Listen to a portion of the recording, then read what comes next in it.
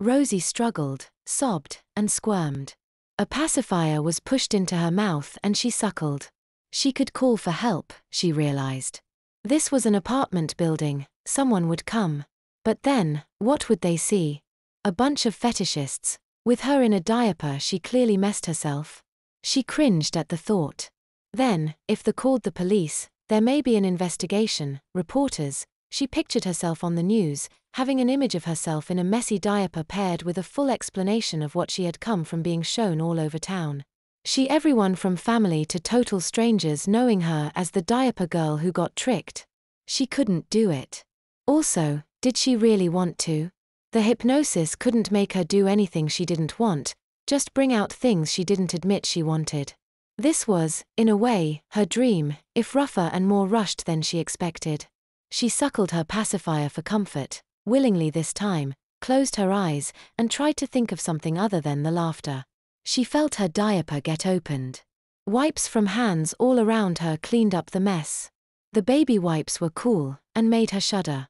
Soon she was powdered again, the smell of talcum replacing the smell of her used padding. Another diaper was put between her leg and tapped on, this time followed by thick plastic pants.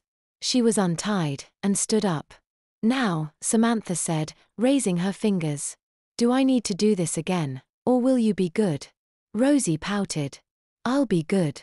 Good. Turn around, apologize for your stinky pampers, and thank them for changing you. Rosie blushed and pleaded with her eyes, but obeyed. Hello everyone. I'm sorry for being so stinky. Thank you for changing my diapers.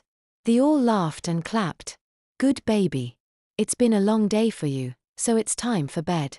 Rosie nodded, accepting that the early bedtime was now part of her life. Let's get you in your PJs. Rosie didn't resist as she was stripped and put into a footed Disney princess sleeper and had another pacifier put in her mouth. She didn't want to risk resisting, and having strangers dress her as a baby was far from the worst thing that had happened. She looked down at the footed PJs. She always had liked Disney. Samantha saw her looking at it. She cupped Rose's face soothingly. Yes, I thought you'd like that. This isn't all going to be bad, sweetheart. It is, after all, what you wanted. If, in the morning, you really want to go and not come back, you can. But I don't think you will, do you? Rosie just stared at her. Samantha smiled.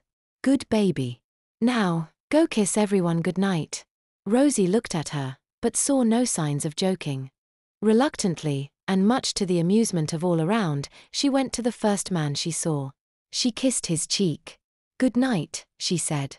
He laughed and patted her diaper. She went to the next person, repeated the routine until she had done a complete loop of the room, getting her padded bum patted and rubbed the entire time. When Rosie was done, Samantha took her hand and led her down the hallway. Samantha then led her into a separate room. It was dark inside, but Rosie could make out piles of toys, a changing table, and a large, wooden crib. There was a smiling cloud and a rainbow painted on the wall, and a mobile hanging from the roof. It was a nursery, Rosie knew. Samantha led her toward the crib. Rosie followed without the hypnosis, without the leash, without a threat of spanking. All willingness to argue was gone. She crawled into the crib. Samantha closed the top of it, turning it into a cage.